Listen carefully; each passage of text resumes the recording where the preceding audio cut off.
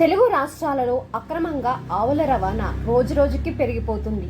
అతి పవిత్రంగా భావించే ఆవులను అక్రమ రవాణాకు గురి కావడం మరింత ఆందోళన వ్యక్తమవుతుంది. ఆవుల అక్రమ రవాణాను అరికట్టాలని హిందూ సంఘాలు డిమాండ్ చేస్తూ వస్తున్నా ఇంకా అక్కడక్కడ ఈ అక్రమ దందా కొనసాగుతూనే ఉంది. తెలుగు రాష్ట్రాల్లోనే కాకుండా ఇతర రాష్ట్రాల నుంచి ఆవుల అక్రమ రవాణా కొనసాగుతూనే ఉంది.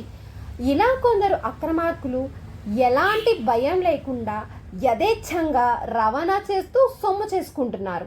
ఇలాంటి ఘటనల్లో తెలుగు రాష్ట్రాల్లోనే కాకుండా ఇతర రాష్ట్రాల్లోనూ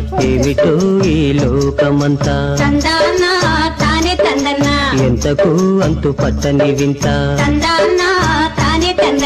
గడ్డి వేసిన గోలేము కమ్మని పాలిస్తుంటాయి. పాలు తాగి పెరిగిన కొందరు పచ్చి విషం కక్కుతుంటారు. ఏమిటో ఈ లోకమంతా ఎంతకు అంతు పట్టని